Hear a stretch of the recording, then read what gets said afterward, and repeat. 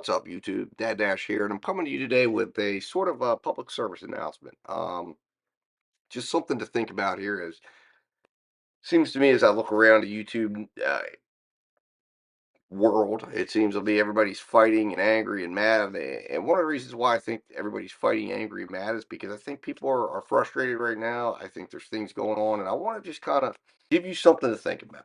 Okay, what is that I want you guys to think about? The first thing I want you to think about, really the thing I want you to think about is I want you to think about this while you're fighting among yourselves and you're doing all this and everybody's getting angry at everybody else. While you're doing all the fighting and you're getting mad and you're calling this person out and you're doing this and you're doing that, right? You're losing perspective on one thing. DoorDash wants us to be divided. Grubhub wants us to be divided. The apps want us to be divided. They do not want us to be communicating positively. They do not want us to be working positively and smartly. They want us to be angry, mad, upset, afraid. That is their goal. And if you are that, and there are a lot of dashers out there, there's a lot of gig workers out there, there's a lot of gig business operators out there right now that are angry, mad, and they're feeling the pressure. And they're feeling the pressure because of what's going on out there. Because things are slow, things are this, things are that, the money's not the same. There's a lot of pressure. There's a lot of pressure out there going on in the gig community. And here's what I want to tell you. This job, if hold on, it's not a job. I did that on purpose. It is not a job. You are not working a job. If you want to work a job, then you need to leave gig work. Gig work is not a job. This is a business. I will repeat it. It is a business. I don't care what the trolls say. I don't care what anyone says. I've come from the world of business, and I can tell you that all the principles that a business needs to run, you need to apply it here to make money. Will you be as lucrative? Will you make $1 million? No, you will not. Not doing gig work alone. Absolutely, you will not. But you need, if you want to make money and if you want to make enough money to support yourself, then you will need to follow the principles of business. You will need to take a businessman's approach or businesswoman's approach to your gig business. And it is a business. I'm not saying we own a business. I'm not saying we're something that's selling. I'm saying that we have to take an approach to our work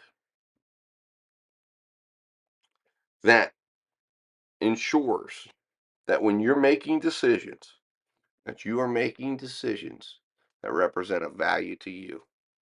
That you have to recognize that not DoorDash, not Grubhub, not Uber Eats, not Instacart, not Amazon Flex, none of the apps care about you.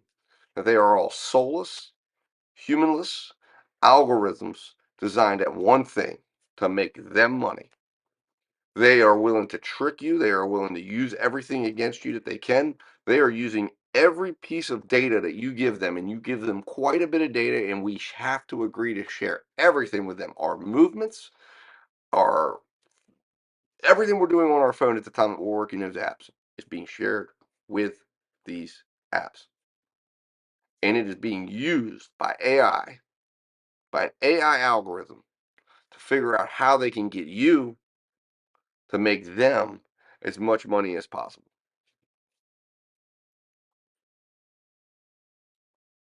That's what's going on right now out here. Now, just because that's what's going on doesn't mean you can't make money. But it does mean that you have to take a business person's approach to it.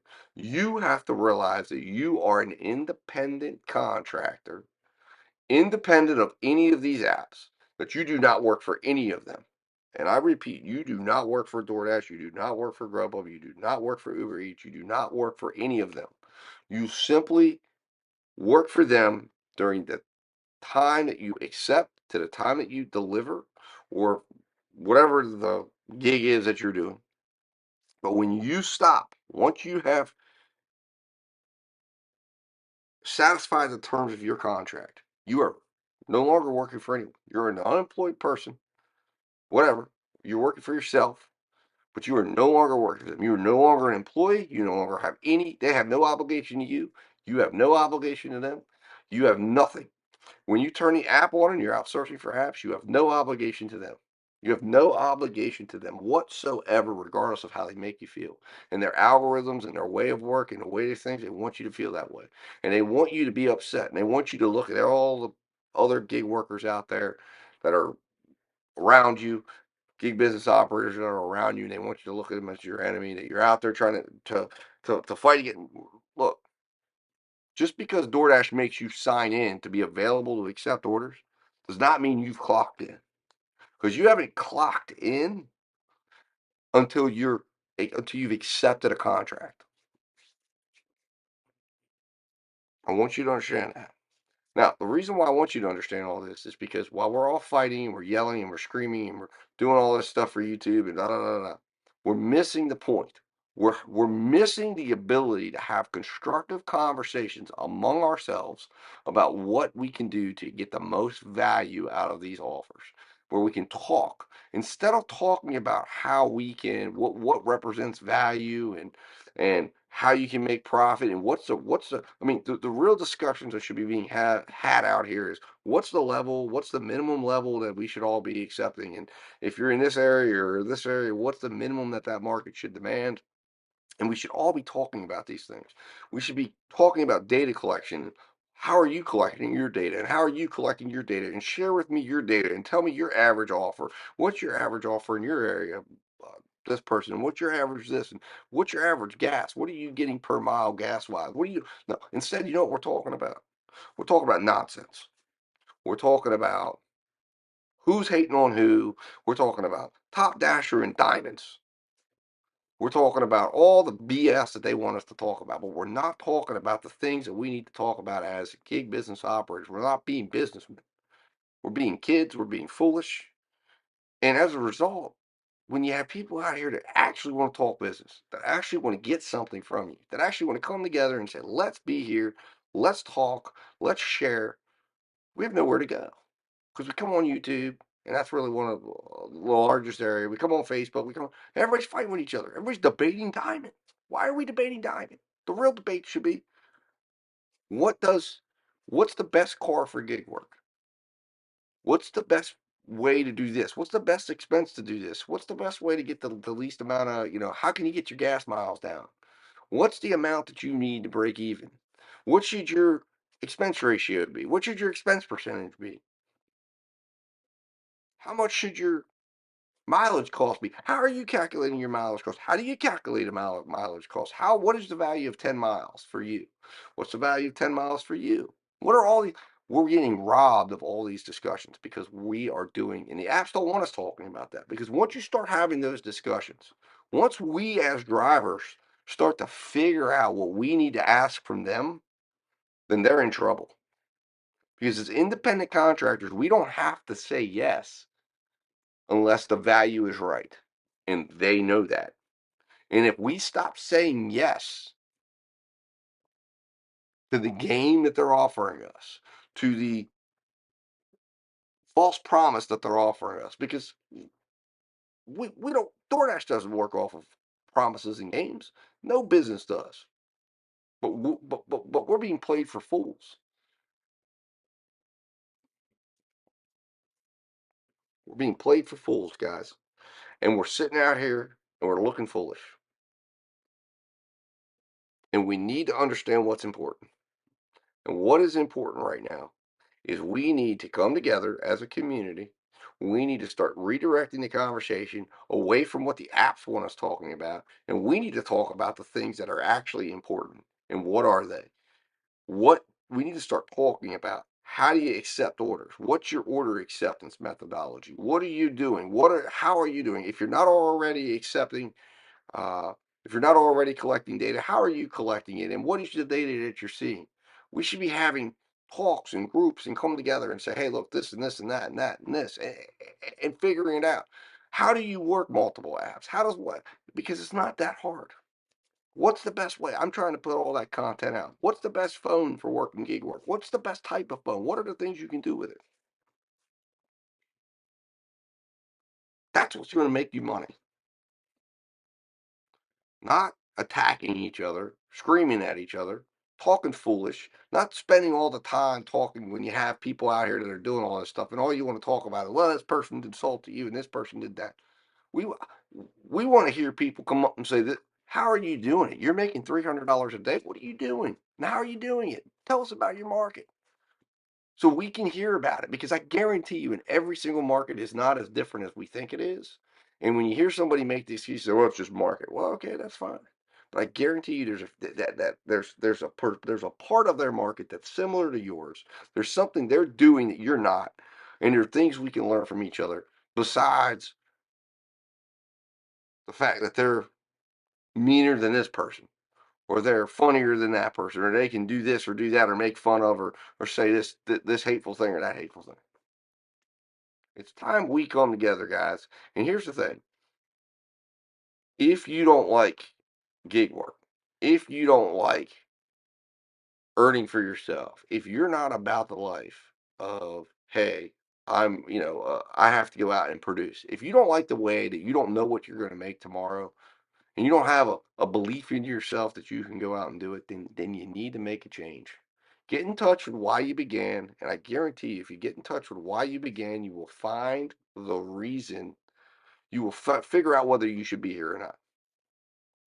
Right. And you will be able to understand. And what do I mean by this? I'm going to give you a brief example, and then the video is going on a little longer than I intended. But what do I mean by that? What I mean is that if you began this because, say, you lost a job, or you didn't begin this because you wanted to do this, and you jump into it, and at first maybe you liked it, or it was like, hey, it's paying the bills, and now it's not. This wasn't meant for you in the first place. Get out. If it's not serving the purpose that brought you in, get out and leave. And leave it to the people that want to do this, because this isn't for everyone. It really isn't. And the final thought I'll leave you with, guys, is this: we are fighting and debating, and we have people out here supporting Doordash and the apps, or whatever app you're working for. But I want you to think about this before you go support another program from one of those apps. I want you to think about the fact that when these apps approach our customers, they require money to be paid. They require the restaurants to pay money to participate. They require the customers to pay money to participate. They require it.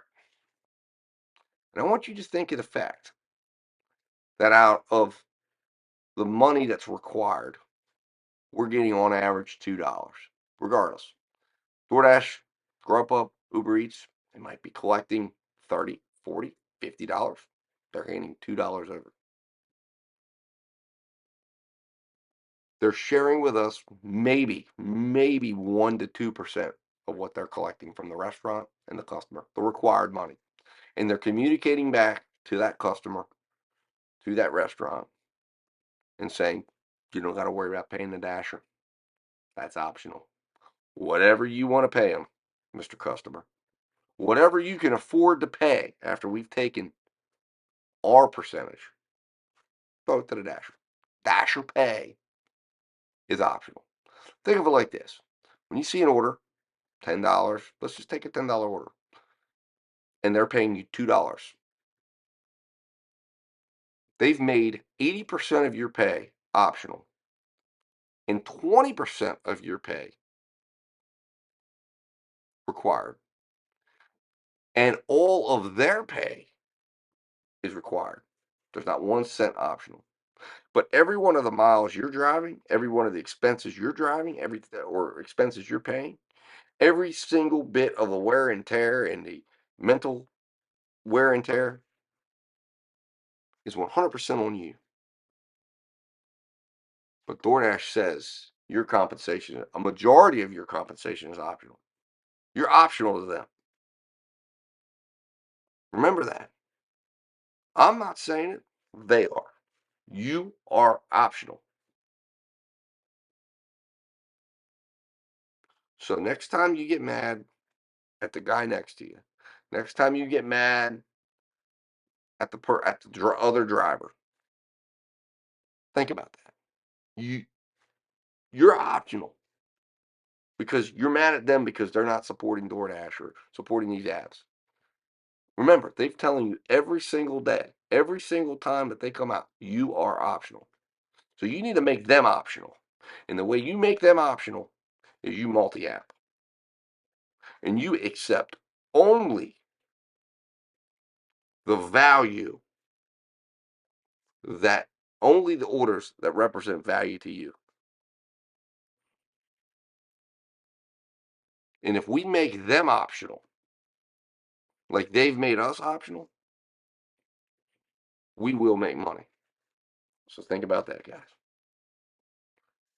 Hopefully you got something out of this video. If you did, hit subscribe. And as always, guys, stay safe, stay profitable, and I'll talk to you soon.